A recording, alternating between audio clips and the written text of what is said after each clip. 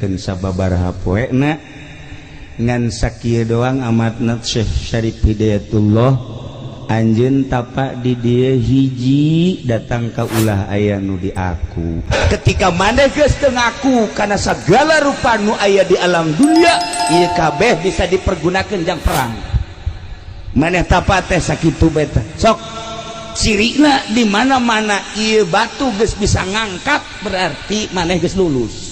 Tiba-tiba Syekh Syarif Hidayatullah datang maneh lulus cung geura ka Banten girang bawa batu ieu teh ulah dikamamanakeun kekuatan Banten teh aya dina batu lain batu boga kekuatan tingali Kangjeng Nabi Musa boga tongkat tingali Kangjeng Nabi Sulaiman boga cincin jeung nabi-nabi nu lainna ieu ge batu jang kekuatan Banten sing hade ieu ngaranna watu gigilang teundeun di Banten selama batu ieu aya Banten jaya ketika batu ieu teu aya Banten bakal runtuh saha bae nu endek siap jadi sultan Banten ketika batu eta encan aya deui di Banten moal dianggap ku jelema saha bae.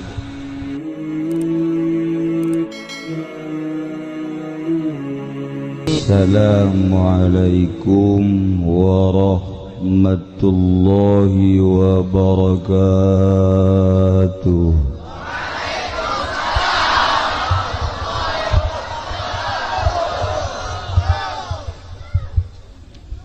Alhamdulillah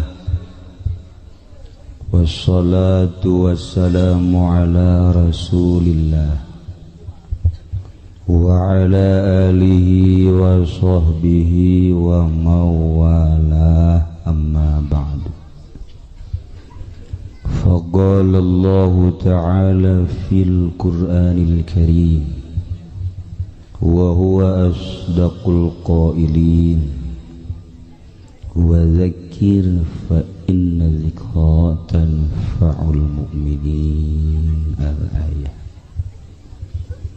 Wa qala an-nabiyyu sallallahu alaihi wasallam innama bu'ithtu li utammima makarimal akhlaq.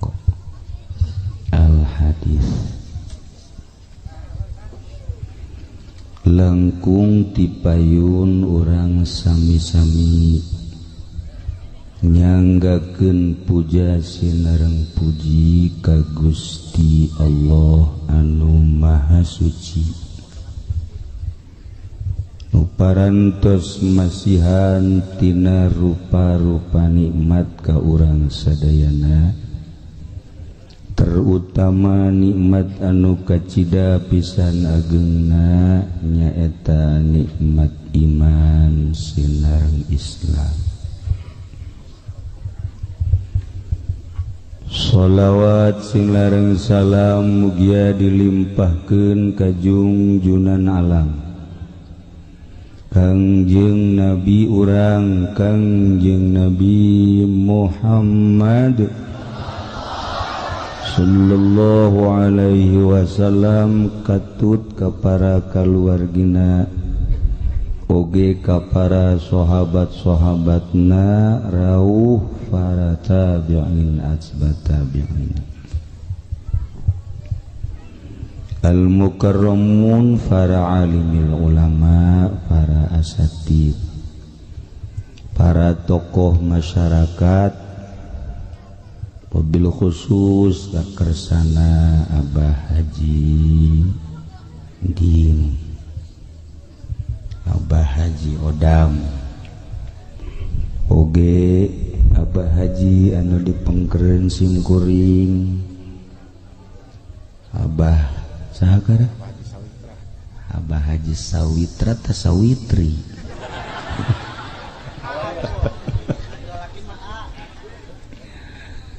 anu ngajantenkeun wasilah sumpingna simkuring ka dieu kumna para kiai para ustad para kasepuhan ahli-ahli pasir angin anu kacida pisan nun kusim kuring dimuliakeun. Aparatur pemerintahanana, sipilna, militerna, anu alhamdulillah dina saah ayeuna eksis. Polisi, ABRI selalu hadir dina riungan-riungan, boh ngariung maulidan, termasuk di judi. Alhamdulillah hadir baik. Mantak di akhirat dage polisi saparok ka surga, saparok ka neraka. Alhamdulillahirabbil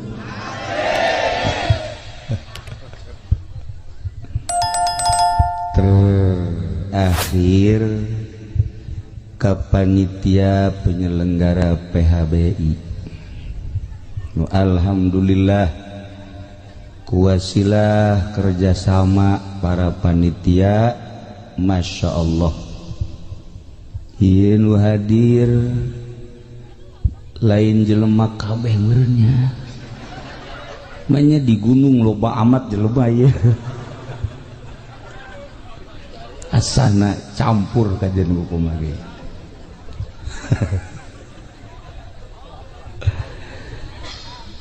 Simkuring nyangka di gunung mah paling ge 100-200. Ieu mah jelema ngarebu. Asana ahli kubur ge hadir bae. Lamun kadeuleu di dia eta. Ngareneng supaya geus jadi mayit sebenarnya mah.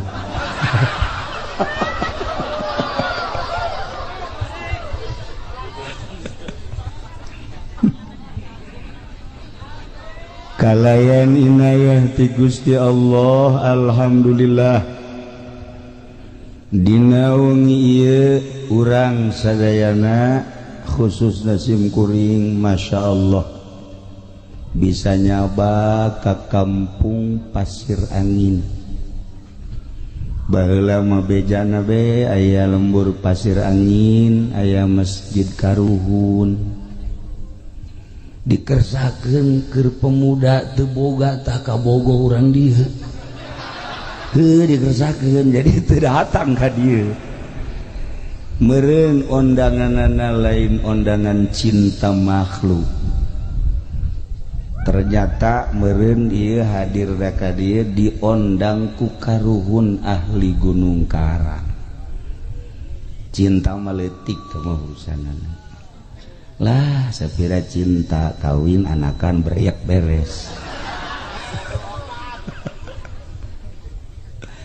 Gesan, tapi cinta ka para arwah ahli-ahli Allah ialah anu bakal manjang kekuatan keyakinan urang.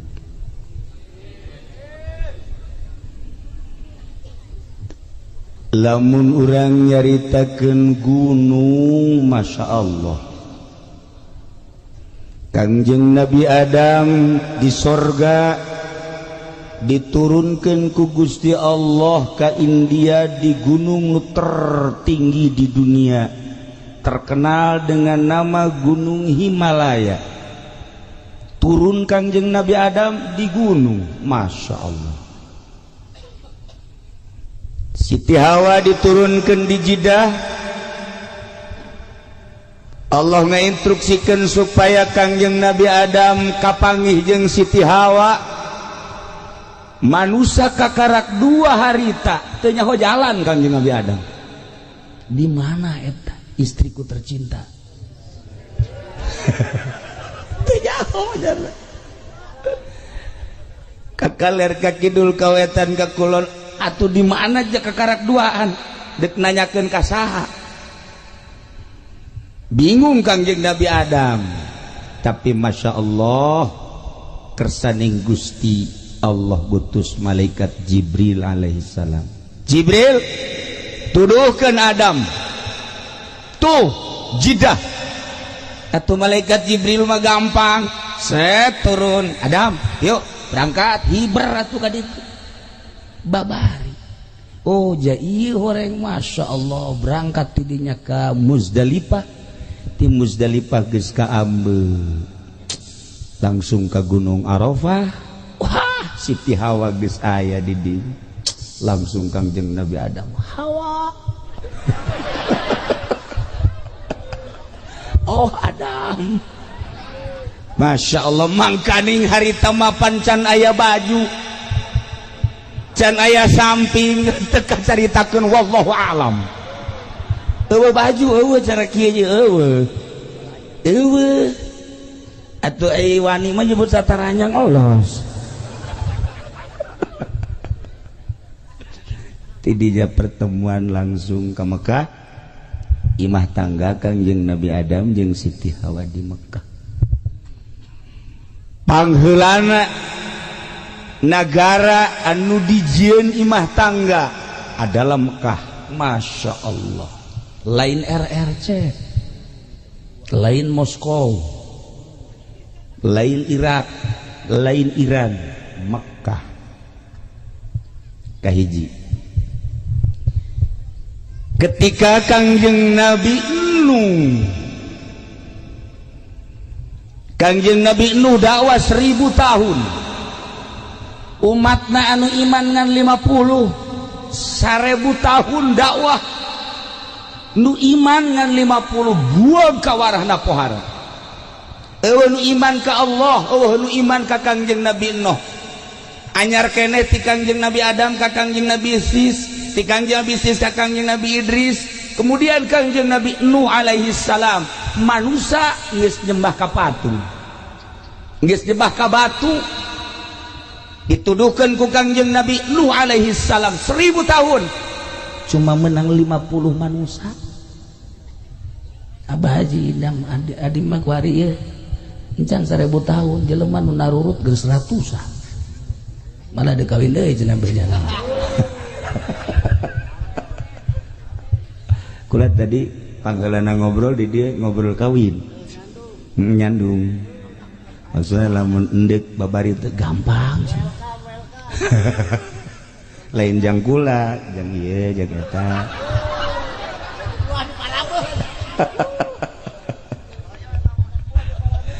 Ngan urang dieuna embungeun. Kangjeng Nabi Nuh diinstruksikan ku Gusti Allah, Nuh nyieun kapal. Nyieunlah Kangjeng Nabi Nuh kapal. Masyarakat kaget, Nuh nanaonan tolol teh jelema nyieun kapal mah nya di lembur. Kapal mah kuduna ge di laut.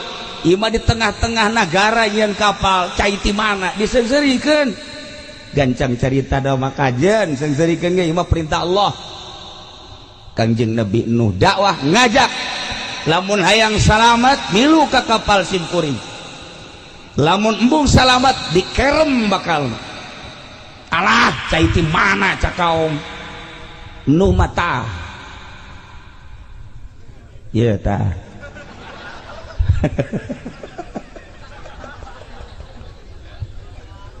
Tapi kersaning Gusti atuh emang dikerem keluarlah cai. Nah gorolot keluar terus, makanya keluar daga lain ti sumur, lain ti walungan, lain ti wahangan, lain ti luhur, tapi eta cai keluar ti paranti masa. Naon paranti masa?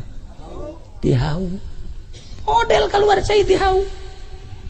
Terus golontor, oh gede kakerem naraek lah ka kapal. Cuman 40 pasang. Kangjeng Nabi Nuh putrana 4, hiji Kan'an, 2 Yafis, nu 3 mah iman, Kan'an mah henteu. Yafis Ham, Sam iman, Kan'an mah putra Nabi sorangan kafir. Rahasia Allah Subhanahu wa ta'ala. Angkleng-angklengan kapal Kangjeng Nabi Nuh, morek nyaritakeun dongeng Kangjeng Nabi Nuh, dek nyaritakeun ge singgahna kapal Kangjeng Nabi Nuh dina Al-Qur'an dicaritakeun judi di Gunung Judi. Kuari dengan terkenal Gunung Ararat Turki. geus kayahoan ku ari geus kapanggih panjang kapal Kangjeng Nabi Nuh, lebar kabeh kapal Kangjeng Nabi Nuh lantaran aya di gunung judi. Masya Allah geus ngabatu jadi batu di gunung. Mentak gunung boga sejarah panjang orang menyaritakeun tentang gunung. Begitu Kangjeng Nabi Musa dek mukalamah jeung Gusti Allah panggil ka gunung Tursina, Sinai wattini wazaituni watturi sinina wa hadzal baladil. Begitu sim kuring ka Mesir harita mana ya gunung Sinai nu aya di Quran. Ternyata orang lain cara gunung di dia. Sim kuring mah ngabayangkeun teh mungkin kos gunung Santri, kos gunung Karang. Masya Allah di Mesir terus ke Yordan terus ka Israel, Palestina, gunung eta teh panjang. Kulinanya pen bahasa Arab saeutik Sinai, kulo Sinai cak kutu cak gaidna kabeh ieu Sinai, ieu kabeh gunung Tursina. Aing kumaha ngomongna deui atunya. Ieu gunung urut Kangjeng Nabi Musa nu mana? Begitu ditanyakeun aya orang gunung Sinai teh panjang ti Mesir datang ke Yordania. Ngan ayah hiji gunung urut mukalamah Kangjeng Nabi Musa alaihis ketika dipanggil ya Musa ikhla na'laik, didinyalah gunung anu bersejarah gunung Sinai. Ketika Kangjeng Nabi urang umur 35 tahun naik mendekati umur 40 tahun, satahun deui ka diangkat jadi rasul, dikersakeun ku Gusti Allah. Loba teu hayang kapanggih jeung jelema, hayangna nyepi Kangjeng Nabi, hayangna nyepi di kamar teu puas Kangjeng Nabi nyepi sehingga neangan di mana inu leuwih sepi. Akhirna Kangjeng naik ka Jabal Nur, ayalah Guha Hiro. Tahun 90 tahadus binikmah sim kuring naik ke gunung tersebut hayang ningali ketika Iqra bismi rabbikal ladzi khalaq diturunkan ku Gusti Allah melalui malaikat Jibril. Didinyalah Kangjeng bersemedi sorangan di gunung. Urang kuari wani ge lobaan ye di gunung ye. Urang Gunung Karang kabehan taruru. Ulah aya hiji-hiji acan aju haji pendit titah di dieu asana moal kebal ge inna lillahi wa inna ilaihi rajiun telah dicaplok hileud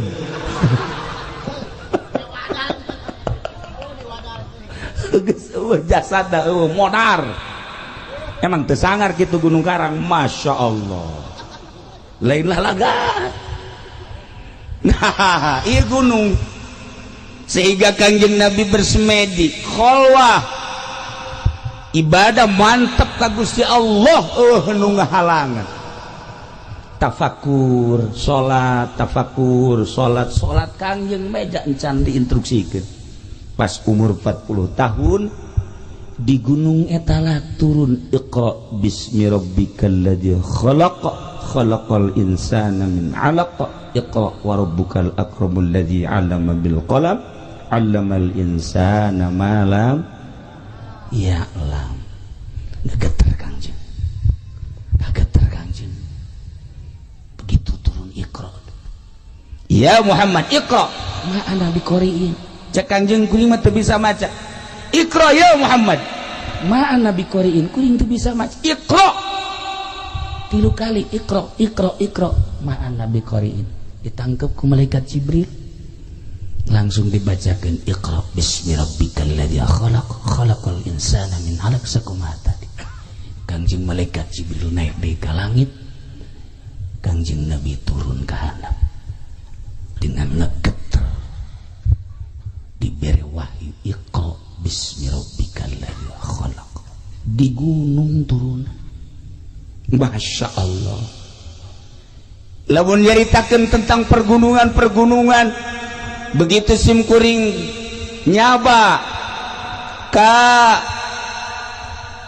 Kiai Zainuddin di Lombok almarhum Ki Zainuddin langsung Pak tempel jeung sumkuring nyaritakeun kieu di Lombok gunungnya tinggi-tinggi, di Jawa banyak gunung tapi gunungnya tidak terlalu tinggi.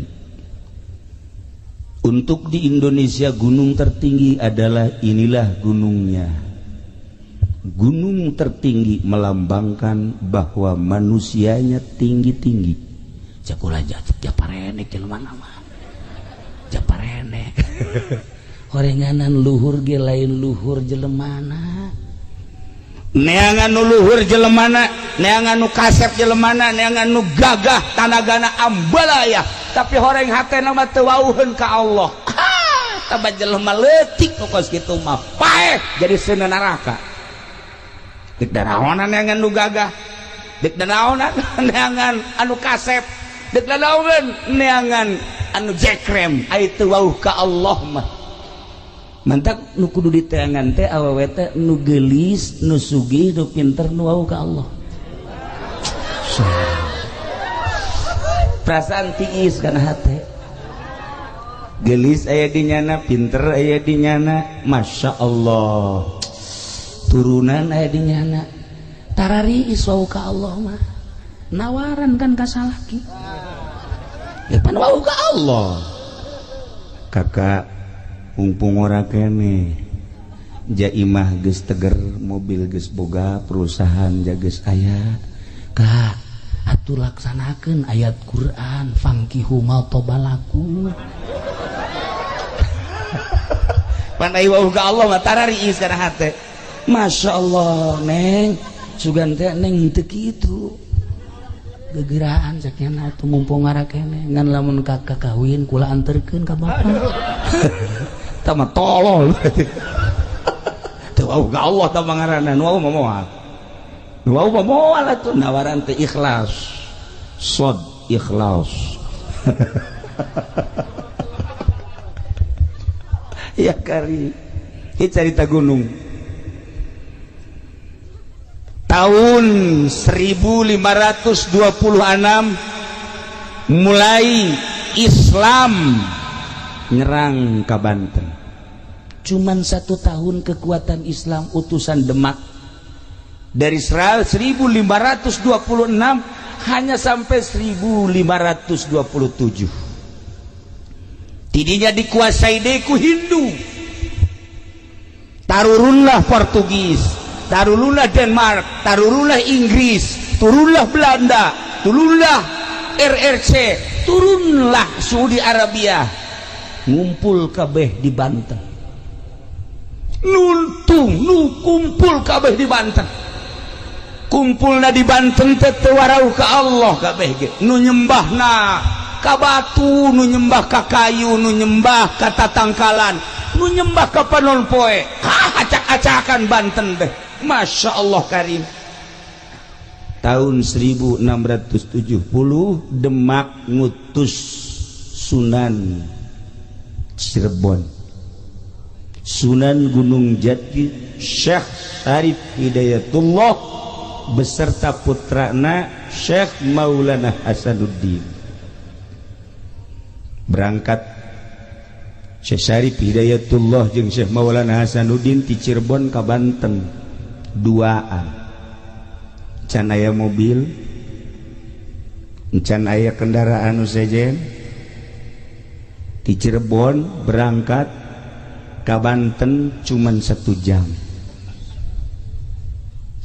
Naik naon cenah Kiai? Wallahu a'lam. Beja nama peureum doang aya babacaan la ilaha illallah mal dibacakeun ku si direkam. Engke aing mah teu bisa hiber sia bisa deui. Rugi aing ah. Moal wakalanan ke ka Abah Haji beta bebejana teh. Moal wakata mah kudu ojol jeung sapi. Sajam di Cirebon, Masya Allah. Kula mah naik mobil, kula naik mobil. Aya aturan naik Avanza rada lambat, naik Innova rada cepet. Kuari mah kebenaran naik Lexus cepet. Tapi naik Lexus ge asal dibarengan bae ku ieu angel. Heuh pembawaanna ieu. Masya Allah, aneh kula ge. mata kadang-kadang aya di bawah kumaha teu di bawah kumaha nu ukuran ditempuh na kudu 5 jam ieu mah 12 jam mawaan berabe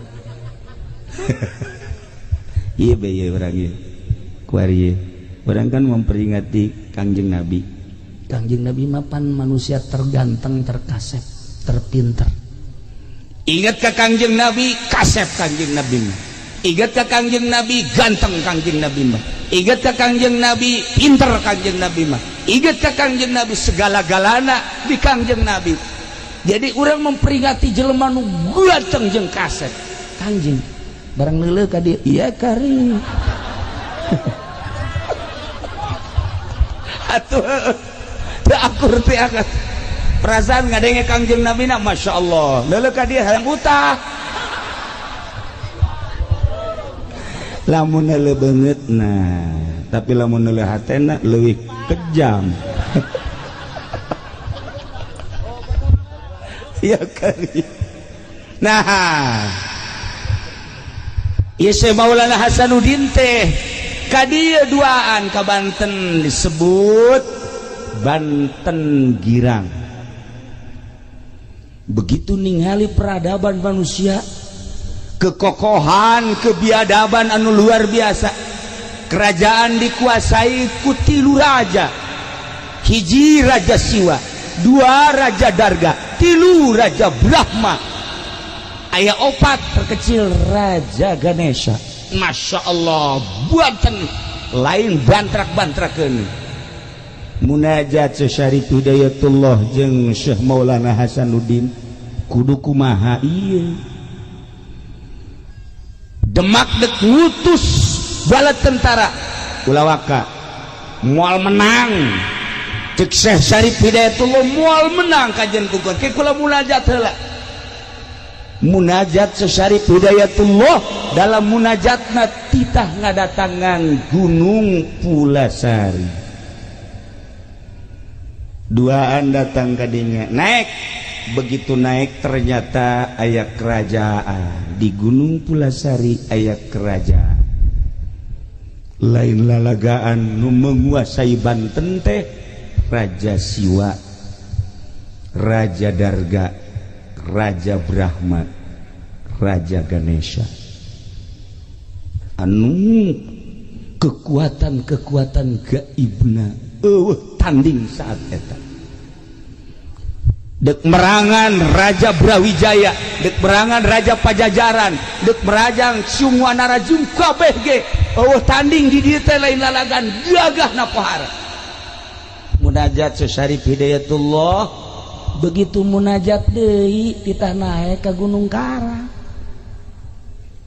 naik duaan ternyata antara Gunung Karang jeung Gunung Pulasari di dinya aya nu keur tapa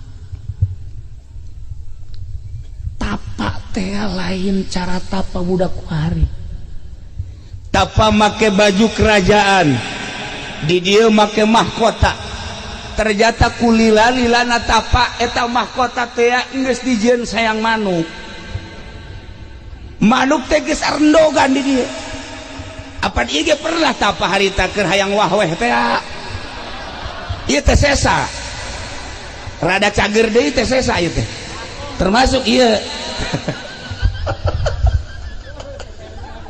rada cager deui teh rada cager ndah ieu aya pohon beringin jadi nyana akhirnya berlindung di pohon beringin di Golkar alhamdulillah ya calon neraka kene lah iya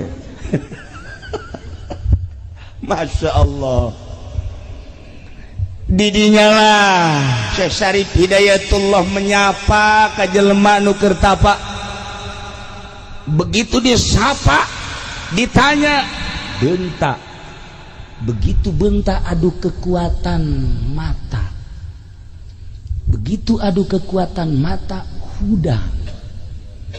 hudang make adu kekuatan batin ternyata teu sakedeung sapoe 2 poe 3 poe 4 poe 5 poe 6 poe 7 poe kakarak tumbang eta nu tapa ternyata nu tapa ngaranna Brata Guru Sampang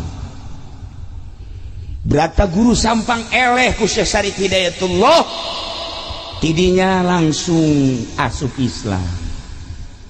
Begitu baca 2 kalimat syahadat, beres baca 2 kalimat syahadat, cik brata guru simkuring alhamdulillah menang hidayah, ngan simkuring moal ilu campur tentang Gunung Karang, Gunung Pulosari jeung Banten, simkuring mah erek indit ti dieu ngahiyang tah. Didinya Syekh Syarif Hidayatullah nitah cicing ka putrana nu ngaran Syekh Maulana Hasanuddin. Hasanuddin maneh tapa tah di dieu di batu ieu. Batu ieu ngaranna Watu Gigilang. Hartina Watu Gigilang teh batu anu harerang. Warna batuna semu rada kemerah-merahan. Segi opat batuna dengan disebut cek urang Banten mah pancawarna. Mun hayang nyaho ieu batuna teh lain dibiko. Ieu asal ka Banten dipake ieu batu ieu mah asal teh ka Banten henteu. Ulah sambarangan.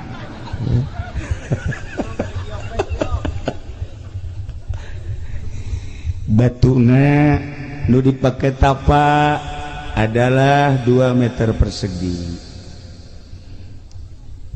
Syekh Maulana Hasanuddin tapa di dinya sapoe 2 poe 3 poe kacaritakeun sababaraha poena ngan sakieu doang amatna Syekh Syarif Hidayatullah anjeun tapa di dieu hiji datang ka ulah aya nu di aku. Satungtung maneh aya keneh nu di aku, maneh moal bisa ngalehkeun raja-raja Banten. Lamun geus teu di aku kakarak batur bakal nurut.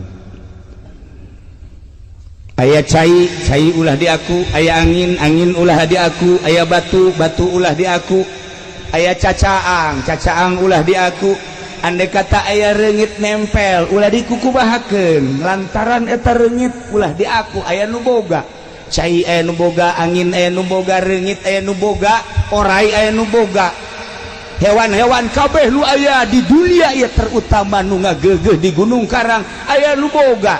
Ketika maneh geus teu ngaku kana sagala rupa nu aya di alam dunia ieu kabeh bisa dipergunakeun jang perang. Maneh tapa teh sakitu beta sok cirina di mana-mana ieu batu geus bisa ngangkat berarti maneh geus lulus. Lain-lain mantrak-mantrageun tang tapa. Dek perang teh tapa heula. Kuari mah dek demo, dahar mah lulu. Dek perang teh tapa. Syekh Maulana Hasanuddin teh masyaallah karim. Tapa ada di dieu. Rumatak sim kuring ka dieu masyaallah. Datang ke sepuhan ka ditu sakali moal ah, datang ka 2 kali henteu ah, datang ka 3 kali kasurupan di ditu, kasurupan dia kasepuhan teh kula ge rada kaget ngetikeun taneuh hadena lain aing nu diketing mun aing ge lawan ku aing ngan pasti aing eleh kakarak kada mikir can diterima ka 4 kali aya karuhun di dieu sumping. Nah iyalah salah satu realisasi tina 5 kali ngundang ka ditu mun henteu hadir moal ka dieu simkuring. Alhamdulillah dina sacenah sakieu nu hadir urang sok hayang nyaho. Ulah sok hayang nyaho pokona mah ente mah ngaraji bae pokona mah geus beres ngaji menang 5 10 tahun kawin geus. Geus beres. Anakan bae dihitung 12 da anak. Nah itulah Syekh Syarif Hidayatullah. Begitu Syekh Syarif Hidayatullah terus tapa didinya teh masya Allah nu datang teh berata guru sampang deui nu geus asup Islam saenggeusna dipapatkeun kakarak batu bisa ngangkat. Tiba-tiba Syekh Syarif Hidayatullah datang maneh lulus cung geura ka Banten girang bawa batu ieu teh ulah dikamamanakeun kekuatan Banten teh aya dina batu. Lain batu boga kekuatan tingali Kangjeng Nabi Musa boga tongkat, tingali Kangjeng Nabi Sulaiman boga cincin, jeung nabi-nabi nu lainna. Ieu ge batu jang kekuatan Banten sing hade ieu ngaranna Watu Gigilang. Teundeun di Banten selama batu ieu aya Banten jaya. Ketika batu ieu teu aya Banten bakal runtuh. Saha bae nu endek siap jadi Sultan Banten ketika batu eta encan aya deui di Banten moal dianggap ku jelema sasaha bae. Titip Syekh Syarif Hidayatullah seperti eta. Masya Allah, dibawa batu 4 meter persegi cuman dijingjing doang ku Syekh Maulana Hasanuddin. Dijingjing ieu mah mawa cai bae geus nyewa. Geus eueuh nanaonan ieu mah. Lumantak hampir diusir ku pamajikanna ge. Caknya geus teu berguna ieu hirup. La faidata wa faidah. Itu faedah hirup. Masya Allah. Dijingjing dibawa ke Banten, maka ayalah paseban Banten anu tihangna opat. Ditendeunlah batu di dinya. Etalah Syekh Maulana Hasanuddin selalu diuk di dinya. Selama batu eta aya, perang jeung sahabat bakal menang. Mulai Syekh Maulana Hasanuddin berangkat perang, dikirim bala tentara ti Demak saeutik ngalawan Hindu nu aya di dieu anu dibantu ku Portugis jeung Inggris anu kekuatan militerna luar biasa. Syekh Maulana Hasanuddin Sugan Gimbir teu aya. Begitu perang 10 lipat kekuatan kafir, Syekh Maulana Hasanuddin dengan tenang lantaran boga wangsit nu hese ge hiji trah kadua wangsit. Lah udah sokanya usahkeun nanyakeun wangsit segala naon. Kumaha ku batur-batur mah geus nyawa isian encang. Kumaha sih dibawa ongko.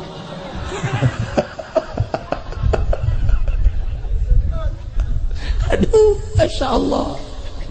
Dah begitu ngayakeun perang anu bala tentara militer saeutik ti Demak hampir eleh menghadap ke Gunung Karang. Cek Syekh Maulana Hasanuddin, ya Allah, eueuh di aku kusim kuring cai nu Gusti, angin nu Gusti, batu nu Gusti. Saat ieu abdi teh dek negakeun kalimah Allah, dek negakeun li'ilai kalimatillah la ilaha illallah hayang ngislamkeun Banten dengan tugas di Demak jeung ti pun Bapa. Maka abdi nyuhunkeun pertolongan ti Gusti. Aya suara hayang make naon? Angin. Maka angin dikirim ti pasir angin. Serius. Sehingga ada ieu sejarah. Serius. Andai kata geus manggi sejarah eta alhamdulillah. Andai kata insan catat. Lain lalagaan. Andai kata aya di sejarah alhamdulillah. Andai kata eueuh seperti eta. Bisa dipertanggungjawabkeun walaupun kula kakarak menang habar 2 poe ti urang dieu sarua bae. Kula sok kadatangan kitu tah. Kemari Kiai PI maot. Begitu turun di mobil aya budak leutik. Budak leutik ngapang. Budak leutik teh kasep lain cara kolot kieu. Kasep. Berangkat ke masjid aya digigireun. Kula jadi imam Allahu Akbar jelema ribuan. Terus nuturkeun. Makam ka makam. Nguburkeun nyana di dieu tah. Di dieu ngobrol jeung kula. Ngobrol naon cenah cak Nurjaya tah. Rahasia tuh. Nyana ge hayang nyaho nanti ngobrol naon cenah ge sok hayang nyaho bae. Ngobrol cinta ye. Ngobrol geus beres. Kula talkin eueuh. Kula nanya Ki Nurjaya, saya teh budak leutik. Ci, sugan teh bawaan kiai cenah. Nanya deui ka adik kula, "Ci, sugan teh saha?" Tuh nu nyaho. Nanya deui ka hiji kiai, "Jak kula heuleuh cenah kiai." ngeuleuh dia bangsa nu ka kos kararieu wow ieu mah ka hijab kieu mah tuh henteu nu kieu mah bangsa nu kararieu mah moal mun orai neuleuh bangsa nu leuleuh ngomongnya na ngobrol jeung kula eueuh ieu ge aya nu datang masyaallah ieu horeng pasir angin teh pernah dicokot diundang ku Syekh Maulana Hasanuddin ketika perang ngelehkeun Hindu anginna ti dieu ieu pasir angin teh lain lawaran mandak ayalah jampe paranti ngadatangkeun angin henteu kudu lobaan ka Jakarta demo teu kudu eta mah endek masalah tinggal diondang bae angin pasir angin coba tuh Ahok kubruskeun habak beres hayus ya asal geus datang angin pasir angin Masya Allah lain lalawar di aya liangna ngan liangna teu kadeuleu nu kadeuleu liang anak we di dieu mah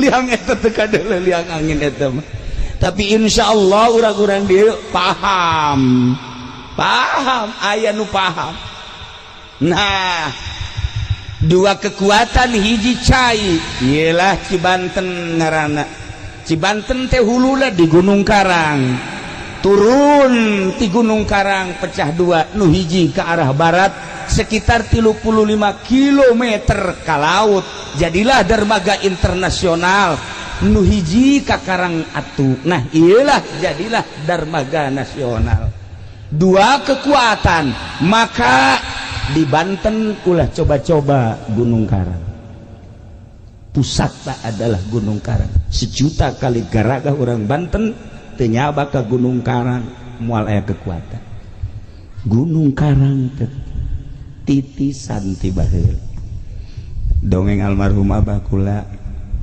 waktu masantren di Sekong hayang nyaba ka Gas umur 7 berangkatlah tiluan nu hiji ngaranna Wes Kurni urang Tangerang kabeh nu hiji di Samsudin berangkat di ditu nu dua sombong sebab puasa bae nu duaan mah sia Madam Yati neuk naik ke Gunung Karang teu puasa mopo sia kajen ku kumaha ge ye aing ye hijib nasor geus dikelek mah hijib naon deui geus dieu hijib saepi mah komo anginna ge geus ambalaya ya tuturkeun aing ke asal naik ke Gunung Karang siap tuturkeun deuleukeun aing naik angin jakna begitu datang wallahu alam ka mana maropo kabeh teu kuat dua mah alah cenah dameti aing mah teu kuat cenah ieu aing mah moal bisa terus ka ditu geus teu kuat kumaha sih nyaritakeun teu kuat hese nyaritakeun teu kuat teh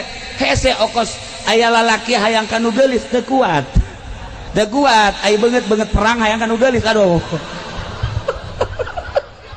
teu kuat teu nyambung tapi ulah leutik ka ate lalaki mah pembeli itu geulis kajen teh geulis beungar iya ini roa itu pasang ye mujizat Gusti Allah masyaallah qala Yusuf li abihi ya batin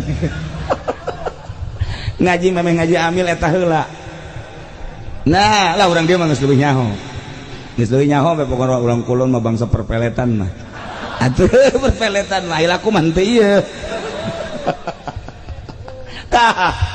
tapi almarhum abah kula masyaallah ketika tawadu di harapan Gusti ya Allah ya Rabbi abdi mah ngarasa puasa tilok dahar beuki wiridan tilok tapi abdi hayang ka patilasan Syekh Maulana Mansur di luhur abdi teh hayang datang ka tiba-tiba kunaon aya rumawa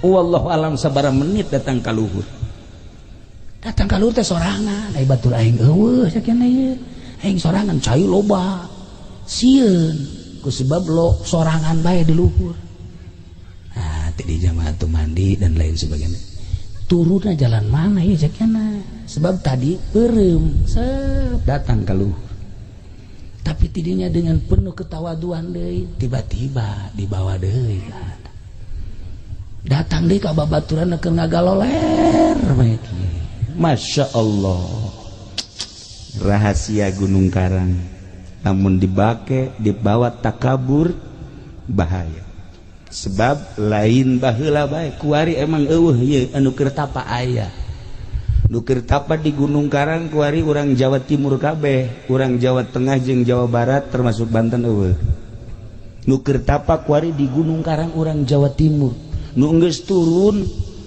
5 poe ka tukang urang Jawa Timur kene tapa di Gunung Santri di Gunung Karang di Banten balik kita mampir ka imah mal dicaritakeun ka ditu nama ngan urang Jawa Timur kuari aya kene urang Jawa Timur ieu teh geus dieusian kudu tapati baheula data ka kuari nah panjang urang mun nyaritakeun Gunung Karang mantak hadiahna ge teu barang sambarangan ulah ge tadi rada ngageter tita hadiah padahal urang dieu bae tapi kukula dihadiahan lalaunan teu meunang kadenge ku batur tet laur oh geus hadiah berata guru teh aya bae nah iyalah Banten Masya Allah cai bisa digunakan jang perang di dieu mah ulah sambarangan angin bisa digunakan jang perang nganu hese de kunci nu hese ge eta ngadatangkeun angin kumaha lamun salah ngadatangkeun angin lain bisa pakai ke perang nyanana kena tsunami. Iya pernah yang ngundang angin, pernah ngajeledag, pernah dibawa ke Grogol saya pikirnya. Nah itulah para jamaah kaum muslimin wal muslimat rahimakumullah. Iya Banten mengenai tentang Gunung Karang jeung Gunung Pulasari. Iya batu anu aya di Banten tersebut dipindahkeun ka Surakarta. Surakarta Jaya dipindahkeun deui ka Banten. Ketika Banten ngangaranan angin di ngaranan lah angin teh ku ngaranna opat. Pangeran Kidul, Pangeran Kaler, Pangeran Kulon, Pangeran Wetan dipakelah ngarat salah satu opat incu daripada Syekh Maulana Hasanuddin. Eta teh julukan ngaran angin. Angin Kidul, angin Wetan, angin Kulon, angin Kaler. Nah lamun endek coba-coba ngundang angin tersebut apa ti Kaler, apa ti Kidul, apa ti Kulon, aya bahasa tertentu. Aya keneh karuhun urang di dieu insyaallah. Anu lamun huru-hara gede bakal tarurun di Gunung Karang. Mudah-mudahan karuhun urang masih keneh ningalikeun urang. Mudah-mudahan karuhun urang masih deudeuh jeung nyaa. Neuleuh ambalaya anak incuna beuh ieu geus teu puguh arah. Mana nu bener mana nu salah geus teu puguh arah. Carita partai dikemas siga bener padahal jerona ambalaya, carita organisasi siga bener dikemasna luar biasa bagus. Ternyata jerona bok-brok. Pondok pesantren kadeluna bagus dikemas berbagai ngaran pondok pesantren, ternyata jerona Masya Allah selama hubud dunia moal beres, karuhun bakal ngutuk. Gila Gunung Karang. Para jamaah kaum muslimin wal muslimat rahimakumullah, saat ieu batu nu pernah dibawa di ka Banten aya salah sahiji incu Banten anu nakal, maka batu tersebut teh moal dibejakeun ngaran anu mawa batu tersebut, kemudian didagorkeun kana sirahna semplek jadi batu gigilang. Eta semplek juruna saeutik urut ngahajar salah satu incu Syekh Maulana Hasanuddin. Aya dipindah-pindah kuari eueuh di Banten. Urang tinggal nungguan batu eta sebab kejayaan Banten tetap terletak tandana di batu eta. Lamun encan aya saha bae nu endek muncul jadi sultan, jadi raja moal bisa. Sebab nu bakal jadi raja di Banten mah tetep tiba heula ge raja wali raja wali raja. Kudu make koma ulah raja wali berarti sia tah mah RCTI tah mah. Raja wali raja, selain wali moal bisa Banten. Lamun dicaritakeun tentang bakal karamean Banten dijajah deui ku RRC sebab aslina ge Hindu. bakal terjadi. Inggris bakal asup deui ka Banten, bakal. Belanda bakal asup deui, bakal. Cuman tetep nu bakal numpas Arab-Arab kene. Percaturan tentang Banten seperti eta selama batu encan muncul deui tetep Banten moal boga kekuatan. Kitulah sejarah ala kadar. Urang kuari sabodo tama tentang eta. Ieu mah supaya nyaho bae heulana. Masih panjang lalakona. Urang sebagai generasi sing hade sebab Kangjeng Nabi muncul dengan kekuatan anu luar biasa. Tapak Kangjeng Nabi Musa muncul dengan kekuatan anu prima. Tapak Wali Sanga muncul dengan kekuatan anu prima. Tapak Syekh Maulana Hasanuddin Babad Banten pada tahun sekian sampai tahun sekian, dilanjut ke Syekh Maulana Hasanuddin, Syekh Yusuf, dilanjut Syekh Mapai dan lain sebagainya. Karapa kabeh lamun urang kuari jadi kokolot jeung jadi kiai masih keneh beuki duit proposal pamarentah ulah harap menang Banten. Urang jadi kiai masih keneh ngarorodan duit partai moal harap Banten jaya. Urang kuari jadi kokolot atawa jadi kiai ustad masih keneh kabombroy jeung kabita ti duit-duit ti haritanu. Wah ajur Banten kajen ajur sakali deui siata nu neruskeun mata aing mah toser doang. Seperti eta dek narima dek henteu hak ente kabehan. Sekedar sejarah kekuatan Banten dicekel ku ahli-ahli tapak. Urang boga Syekh Mansur, urang boga Syekh Hasnawi. Syekh Hasnawi teh raja Banten. Cuman masdur mantak ketika renovasi diberi kewenangan Syekh Hasnawi Caringin. Setelah eta kadieuna teu muncul kembali. Insyaallah engke ge aya. Kuari ge geus daratang ka kula nu negara di Sultan. Alah ieu ge aya jadi raja. Atuh raja koang-koang. Masya Allah karim. Alhamdulillah lamun di Banten geus aya nu diangkat di Sultan. Aya deui nu hiji hayang dinobatkeun deui jadi mangga bae tah mah mangga bae ai pas eueuh masalah. Tapi kula geus ngangkat sorangan raja setan. Alhamdulillah.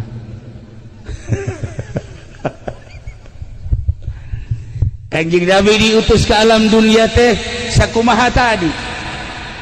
Inna arsalnaka syahidan wa mubasyiran wa nadhiran wa da'iyan ilallah wa sirajan bi'idnihi wa sirajan munira.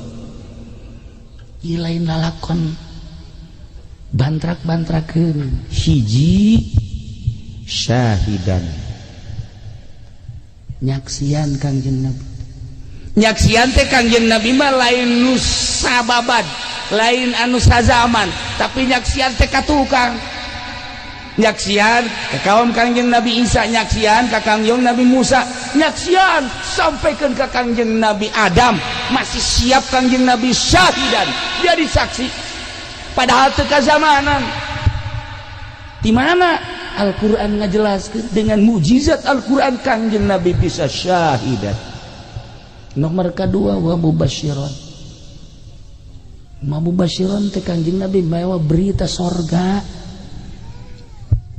Sorga teh batana ge lain meunang nyen ti Cisoka lain dikirim ti Pandeglang lain.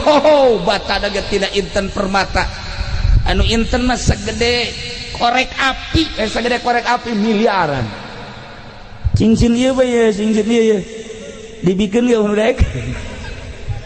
Nah iyalah sorga teh lamun kuari dibocorkeun sagede jarum, sagede jarum bocor sagede jarum. Ieu sinarna sinar panon poe bulan bintang surem kabeh. Ieu sorga. Bidadarina lamun nyiduh bidadari ka laut amis kabeh. Lamun sigir bidadari ditololkeun seetik bae ka dieu teu kudu make listrik. Saangna pohar nu neuk numpakanna sagede kieu. Teu ridho aing mah. terido mun di surganya nah kos kieu ya kos kieu di surga aja numpakan bidadari protes malaikat Ridwan keluargeun ieu emang gua terido aing mau panjang potongan ku ieu naikkan bidadari da aing mau protes protes tetep bae lamun banget kos kieu atuh boro-boro di surga kuari ge urang sebel kan meureun naik ka surga teh ieu nya diganti beungeutna lain nu ieu beungeut teh naon atuh beungeut kos kitu surga ganti casingnya ganti aduh casing nu ieu mah masyaallah nah iyalah wa mubasysyira bunga Kangjeng Nabi teh rahmatan lil alamin urang nyaritakeun panjang kagak ditu ieu sebagai rahmat bae ye lamun hayang nyaho rahmat Kangjeng keistimewaan anak dicontohan ku ulama aya hiji ibu ngandung anak begitu ngandung sampailah 8 bulan ketika ngandung naga diatur dahareuna naga dek dahar nu ladak ulah besi kaganggu anak kunya rahmat dek dahar ulah besi anak ngamuk di jero rahmat dedeh indung kanu jadi anak wahar dek dahar naon bae ge nu diperhitungkeun anak nu di jero masyaallah karim ieu rahmat menang 8 bulan borosot lahir ke dunia diurus ku indungna teu menang ceri disusuan susu kurang cai usahanya ngadahar sayur mayur dipencetan supaya kalah luar geus buku bapak nama tuh geus teu kudu dicaritakeun tah mah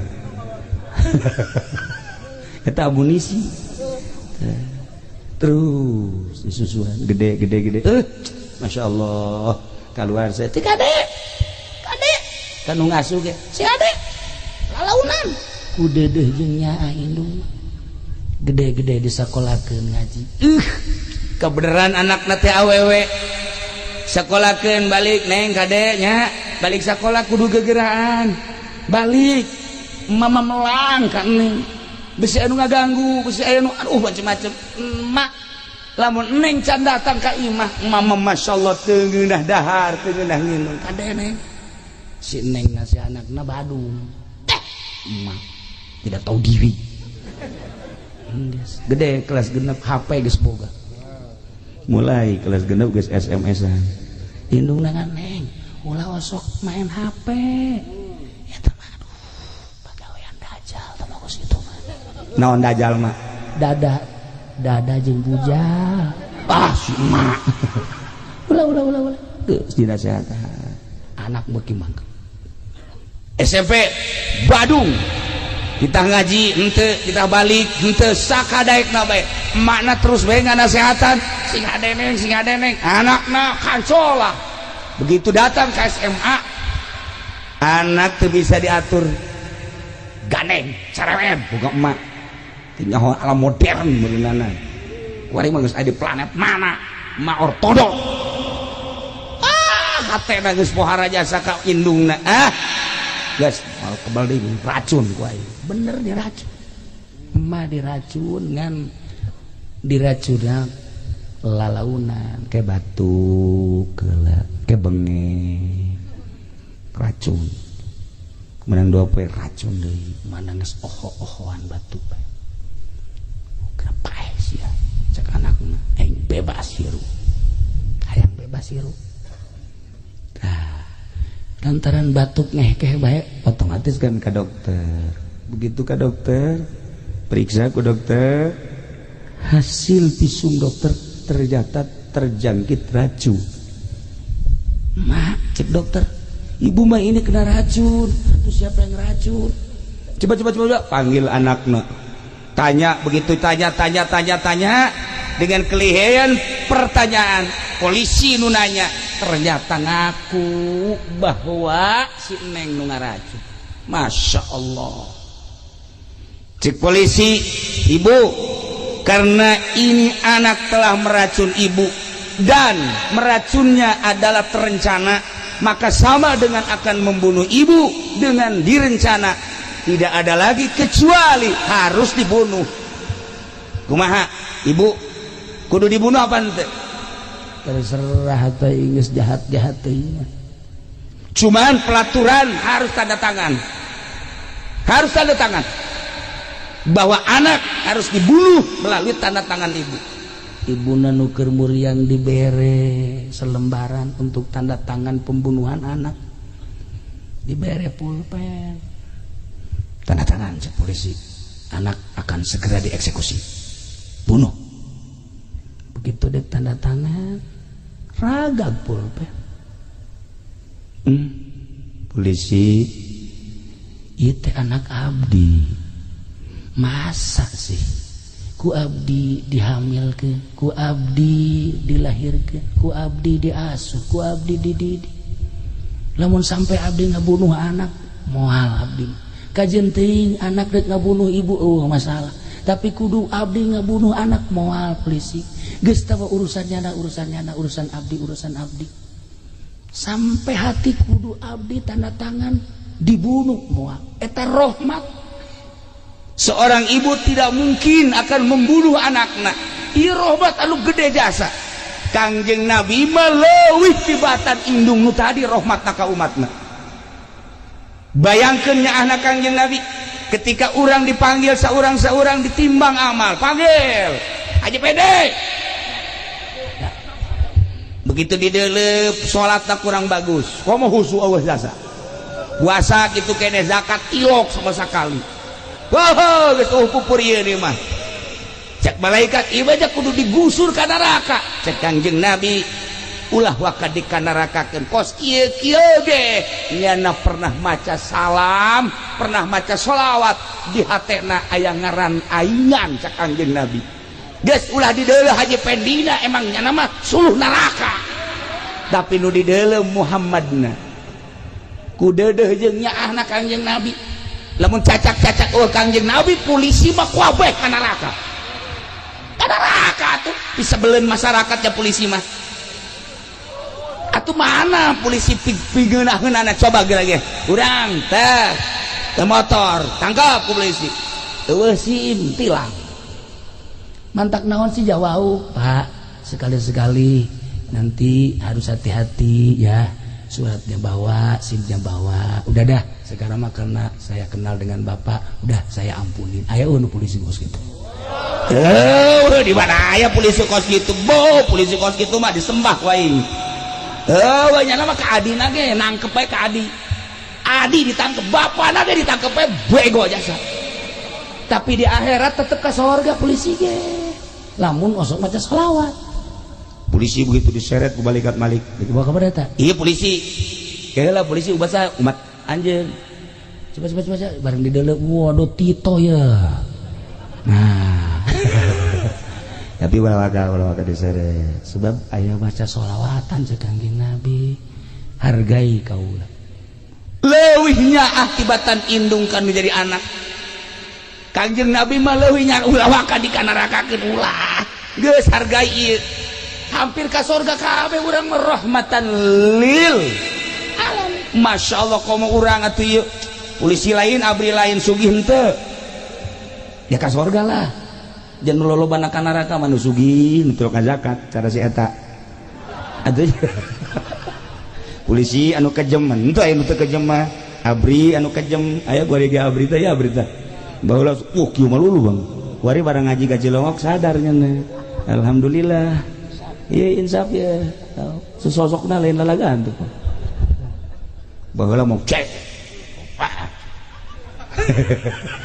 Kuari mah aman ya, sorga ada apa ya tenang ya Pak. Iya, udah nanti dilempar sama malaikat, jangan jatuh aja ya. Iya Karim. Nah iya urang teh akan diuk di dieu teh harapanana hayang menang rahmat Kangjeng Nabi Muhammad sallallahu alaihi wasallam. Ngandelkeun salat urang pimanaeun, ngandelkeun puasa urang pimanaeun, ngandelkeun zakat urang pimanaeun, haji urang pimanaeun. Salat lah salat, tapi kan kaayaan salat urang kos ge paingan Kangjeng Nabi ngasupkeun manusia, ngasupkeun umat ka surga lain ku amal, tapi ku rahmatna, ku fadlna. Masyaallah mantap kurang kumpul di dia mudah-mudahan urang kasorot ku rahmat Kangjeng Nabi Muhammad sallallahu alaihi wasallam. Kangjeng Nabi emang maut atuh henteu boro-boro Kangjeng para aulia Allah gitu maraot emang ieu dihadu hadir di dia emang jelema kabeh atuh lain maksudnya jelema nu hirup atuh nu gaib ya atuh araraya hirup tan ada deui ngarembang hadir komo Kangjeng ketika disalaman assalamualaikum ya Rasulullah Kangjeng atuh ngajawab alaikassalam sahasieun salam murang maca sholawat Allahumma sholli ala sayyidina Muhammad wa ala ali sayyidina Muhammad kan lamun ikhlas bagus kaseungit ka ambeuna ku Kangjeng lamun urangna kotor datang mah datang kan bau malaikat kan gitu malaikat urang membaca Quran di jero hate urang maca Quran keluar maca zikir di jero hate teu nyahoeun kan malaikat tahu urang keur maca naon ngan lantaran ikhlas seungit malaikat gitu seungit mendak hadamna malaikat seungit mendak para wali hadamna malaikat seungit ka ambeuna barang ambe ieu cek malaikat masyaallah jurig bararau kamu tuh malaikat urang lamun zikir ya di masjid urang zikir atau wiridan atuh ka ambe ku malaikat kumaha ikhlas jeung henteu bagus jeung henteu bakal kajahoanana engke tapi di dunia kene kajawan efek-efek tina wirid-wirid urang jeung ibadah-ibadah urang. Para jamaah kaum muslimin wal muslimat rahimakumullah sakali deui moal dicaritakeun kabeh tadi mubasysyiran wa nadhira wa da'iyan ila Allah. Nah, ieu mah Kanjeng Nabi wa ma arsalnaka illa rahmatan lil alamin. Alam teh masih wallah tangkal kayu alam Kanjeng rahmatan lil tangkal kayu. Laut alam Kanjeng Nabi rahmatan lil laut. Batu alam Kanjeng Nabi rahmatan lil batu. Hewan-hewan nu aya di dunia ki alam Kanjeng Nabi rahmatan lil hewan. Mantak lamun urang geus kasorot ku rahmat Kanjeng Nabi, urang geus mantap ka Gusti Allah, urang bisa berbicara jeung batu jeung tangkal kayu.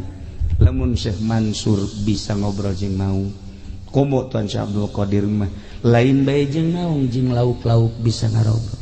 Mun Syekh Maghribi bisa ngobrol jeung seluruh hewan-hewan. Lamun Syekh gitu Syekh Ahmad Kabir Rifai bisa ngobrol jeung nu gararaib atuh kuari ge sarua para aulia Allah teh bisa ngarobrol.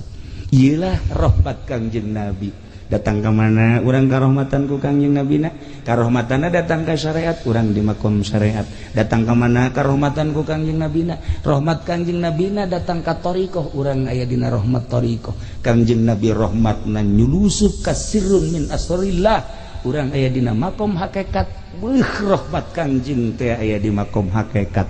Kitulah para jamaah kaum muslimin wal muslimat rahimakumullah. Malam ieu urang aya di dieu kumpul dalam rangka ngagungkeun ka Kanjeng Nabi urang Kanjeng Nabi Muhammad sallallahu alaihi wasallam dicatat ku malaikat leuwih-leuwih ku Gusti Allah mudah-mudahan kumpulna urang di dieu dijadikeun umat Kanjeng Nabi Muhammad sallallahu alaihi wasallam belah dieuna urang dihijikeun jeung guru urang nu saleh jeung para aulia-aulia Allah belah dituna urang jeung Kangjeng Nabi urang saha anu teu indah ketika di akhirat engke bakal aya bendera wasiqal ladzina taqau ila jannati zumara jaban takwa bakal digiring ka surga ila jannati zumara kelompok-kelompok aya bendera-bendera engke bendera di akhirat ulah salah leuleuh bendera ulah neangan bendera Golkar di masa cilaka bendera pada ulah di dunia ge ulah acenah ieu mah petilu ge nyungsem wari mah geus teu beres cenah PKB Alahadin Sawa geus bae benderana ge di akhirat ulah diangan bendera partai benderana la ilaha illallah Muhammadur Rasulullah geus di akhirat urang neuleuh bendera eta di bawah bendera eta berangkat menuju surga Allah Subhanahu wa taala. Nyaritakeun bendera loba nu dibikeun ka Sina Abu Bakar, nu dibikeun Sina Umar, nu dibikeun Sina Utsman, Sina Ali, Sina Husain, Sina Hamzah dan lain-lain sebagainya. Termasuk guru-guru urang ke di akhirat dibere bendera ku Kangjeng Nabi urang geus urang nuturkeun salap guru-guru urang moal mislek kajen kukumaha. Itulah para jamaah kaum muslimin wal muslimat rahimakumullah, simkuring atuh ngarasa bingah dina wengi ieu tiasa ka dieu ka pasir angin, dongeng pasir angin ala kadar tadi geus. Ieu gunung karang ge ala kadar geus, gunung Pulasarina geus, kemudian batu-batuna geus. Malah aya julukan-julukan kampung-kampung eta teh di zaman Syekh Maulana Hasanuddin, insyaallah keiraha deui aya wangsit sarua bae ngadongengkeun tentang sejarah-sejarah nu patalina tapi jeung karomah-karomah. Nu patali jeung karomah lain saeutik di Banten teh. Insyaallah mun aya izin Allah ke urang carita deui. Ieu mah luar biasa dina wengi ieu sakali deui hapunten tina samudaya kalepatan sareng kakiranganana ieu urang ngadoa ka Gusti Allah. Allahumma shalli wa sallim ala sayyidina Muhammadin fil awwalin wal akhirin wa barik wa sallim wa radiyallahu ta'ala an sadatina ashabi sayyidina Rasulillah ajma'in. Amin ya Allah ya rabbal alamin. Allahumma arham ummata sayyidina Muhammad, Allahumma ajbur ummata sayyidina Muhammad, Allahumma aslih ummata sayyidina Muhammad, Allahumma farrijan ummati sayyidina Muhammadin sallallahu alaihi wasallam. Allahumma anfa'na bima 'allamtana wa 'allimna ma yanfa'una wa zidna ilman wa yaqinan wa zidna ilman wa yaqinan wa zidna ilman wa yaqinan walhamdulillahi ala kulli hal wa na'udzu billahi min kulli hali ahli an-nar. Allahumma hdina siratal mustaqim, Allahumma hdina siratal mustaqim, Allahumma hdina siratal mustaqim, siratal ladzina an'amta 'alaihim minan nabiyyin wasiddiqina wasyuhada'i wassalihin wa hasuna ulaika rafiqa dzalikal fadlu minallahi wa kafa billahi 'alima. Wa shalli wa sallim ala jamil anbiya'i wal mursalin walhamdulillahi rabbil alamin. Sakali deui simkuring haja henteu ngadongengkeun tentang perjalanan Syekh Mansur anu ieu di dieu aya sababaraha tinggal Syekh Mansur. Insyaallah mun panjang umur ke urang bahas. Sakitu bae wallahul muwaffiq ila aqwamit thoriq. Wassalamualaikum warahmatullahi wabarakatuh. Alhamdulillahirabbil